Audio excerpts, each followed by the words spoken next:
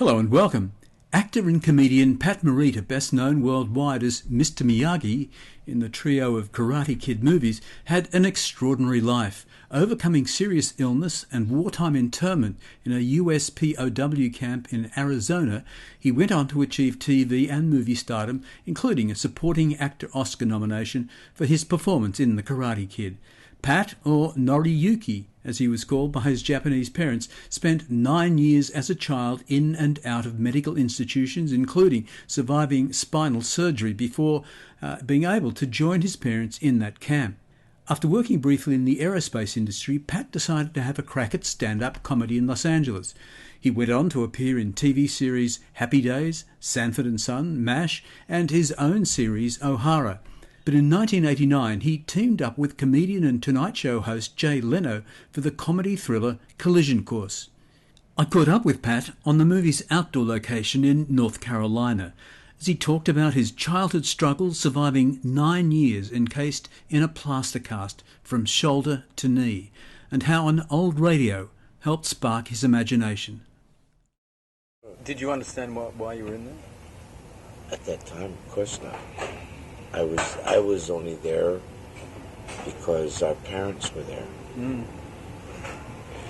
But what were they like? I mean, were you in sort of huts or cottages? Or? No, they were cottages is a more than kind word for barracks. They were built on the army base, barracks in a row. Concept, you know. How old were you when you realized why you'd been thrown in there? I still haven't realized it. I'm 55 and I ain't sure why all that shit was done. I have rationale reasons, but who knows why. You know, you can take it anywhere from the government's position, well, it's for their protection, to but why us? Any bitterness? Not yet. Not yet? No, not yet. Maybe if I keep thinking about it. So you've put it aside, basically? Now, I look at the war, as World War II, as a phenomenon that happened in my life at a time when I was much too young to know or be able to do anything about it. You know, and if I harbor, I wouldn't say they're bitternesses as much as they are dark memories of the times. You know, I could only be thankful for one thing, and that was that Uncle Sam didn't light ovens. You know, wrong is wrong, but you know. So you obviously were in there after you'd recovered from spinal tuberculosis. Yeah. I had spent 9 years as a child in a hospital. Unable to walk at all? Or? Prone. For 9 years? 180-degree angle left to right. Yeah. So I grew up with an oblique attitude about what's upright, what's horizontal, and what's, you know, yeah. Such that when I got out of the hospital, I was so fucking happy to be walking into anywhere, into any time, into, you know, it was like one was a bit larger than the war. You know, I see that only in retrospect now, but when I look back at that time, it was so important, so crucial for me to be happy to be walking in spite of all of that. It was such a joy to take a shower after 2 sponge baths a year. I was in a cast, you see, from shoulder to knee for most of that 9 years. A cast? a body cast. The only cure for spinal tuberculosis in the 30s was immobilization. And I remember those times a bit vividly. What sort of memories? Well, probably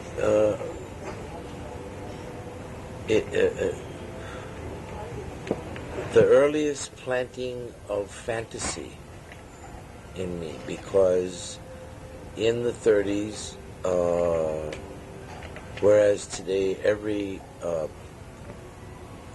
in a hospital today every bedside has a TV, we would be well off that every ward had a radio. You know, and every ward, meaning there were under puberty boys, under puberty girls, and then puberty over boys and girls. So essentially 4 wards of kids in the children's end of the tubercular center I was in. And we'd be hard put to have a functioning radio for each ward. And in that time came the magic kind of radio, Amos and Andy and Alan's Alley and the Jack Benny Show and and the early soaps, One Man's Family, and and the mystery programs, and it was the first of coloring one's brain simply with audio input that colored something way inside one's head. Theater of the mind. Yeah, that I think if I had to connect to showbiz at all, that was probably the earliest imagery for me. Interesting, huh? Yeah, incredible. Do you remember the very first time that you could get up and try to walk? Yeah. I did it against doctor's orders, is all I remember. I was still in a body cast. And this little 9-year-old, 10-year-old body had this enormous compulsion to not walk, stand up, upright, stand, north and south, right? And I remember managing to do that. And then I got put on report, Well, there's this, maverick plaster cast victim. You know who he is. I mean, insists on walking or trying to stand. And they said, well, if he's that anxious, maybe could we try and help him? Let's build a brace, a back brace, so that maybe the mobility through leg power, etc., could happen, could manifest. And that's what happened. I wore a brace until I was maybe 14 or 15. So how soon after that first effort did you actually put your feet on the ground and take a step? It all happened within a matter of days and weeks after that. The healing process, God's work is phenomenal. I don't care what we care to call it. And the healing process for one's physical self simply took over. It transcended medical knowledge or conditions of the time. And granted, I did have a new, for its time, radical spinal fusion kind of operation, which has immobilized me, at least in my lumbar area, from then until now. Hasn't prevented me from making 3 babies, but we don't need those lumbar muscles until to do that. But Walking was never an effort. The will to stand up and simply stand. You know? But your legs must have been almost Oh, they were gone. powerless. There were no legs. They were two spindly apertures. So did you fall down, or? Yeah. But you clench and you crawl and you. I was in a plaster cast, mind you, from shoulder to knee, and said, "Oh, I just want to stand up. I want to stand erect." I haven't had an erection like that since. And George Burns taught me how to use it. Were your parents there when you first tried to? I had poor parents of the time. You know, they were immigrants. They were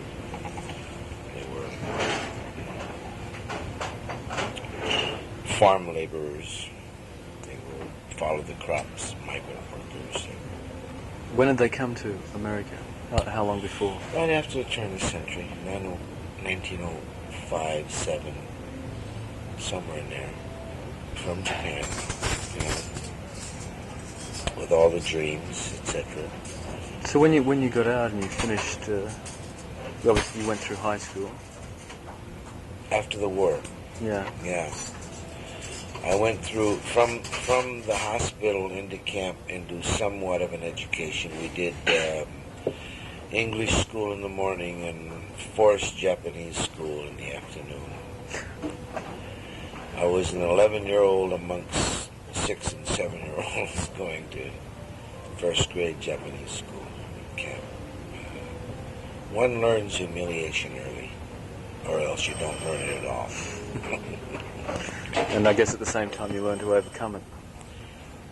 Well, you have to. You have to, or you go backwards. You succumb, or you become a victim of, and you live the rest of your life outguessing why shoulda, why couldn't I, why woulda.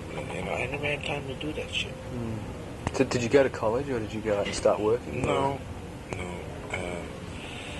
Parents were much too broke and poor to afford college, and the unfortunate part of that time for me was it seems that I had the IQ to go on to higher learning levels, but in spite of it all, I couldn't spell scholarship and what all that meant. You know, I could have. And we simply couldn't afford it after a while. So You ended up in computers, right? Yeah. That was another. One of the great things about Pat Morita's life is he keeps backing into things. What, as opposed to taking driven from necessity, you know. So where the hell from all of that, and how did you start doing stand-up comedy work? I don't know. I was 30 when I decided. I said, well, shit, I want to get into show business. Schmuck, how do you do that? You can't sing, you can't dance, you can't read a line, you can't, you know. I said, well, maybe I can talk and learn to MC a program, you know. And that was kind of the beginning of it. I opted to, I said, listen, if I can get to learn to be a journeyman, reasonably steady working professional comic in 5 years, then I have hope, right? And the criteria for me would be the Ed Sullivan Show. Well, I made the Hollywood Palace in 3.5 years, and I said, that's close enough. And, you know, national exposure. And that kind of was the beginning of it for me. Did you make Ed Sullivan before he went off? No. And then the other thing starts to happen is, well, he's too hot for you now. You can't afford him. you start to go the other way. I mean, it wasn't to my doing as much as it was, your standard agent and managerial people involving themselves in your life, making those kind of decisions. But I can't not look back and have a good time at the process and metamorphosis I've been through. It's not ever been steady good and steady up. Most of it's been downhill. But I think it Except for the last 10 or 12 years. No, except for the last 4 or 5 years. Really? In 1980, the year began with our losing our house in a mudslide in January, and in February, early February, and in March, April, May, my wife's mother finally succumbed to cancer. And May, June, in July of that same year was to begin a 5-month actor strike. So there was no work. I had no work. I had no family. I had no house. I had no person. I had nothing. And so I said, screw this. I got to work. Somebody has to pay off something somewhere. And I fled to Hawaii. The last of my along-the-way trips. For some reason, Hawaii has always been a place where I have a tendency to get my shit together for myself when things get really bad. But at that stage, you were obviously well known for... Not necessarily that well known. There was only... You were doing Happy Days then? No, I did 1 year of Happy Days in 1974-75. But because of reruns, it appears as though I was a mainstay fixture through the 11 that they were on the air. Bullshit. I had the third year, I had 4 episodes the following year, 2 episodes in subsequent years, and like that, But because of this phenomenon called reruns, it can just be made to appear on a daily basis that I've been in it all the time, a long time. So you're saying it was really not until Karate Kid 1 came along that that the Star Trip really started to happen. Pat Morita died back in 2005. He was 73. And he was just 5'3" tall, but for a little guy had a big life. He married 3 times and had 4 children.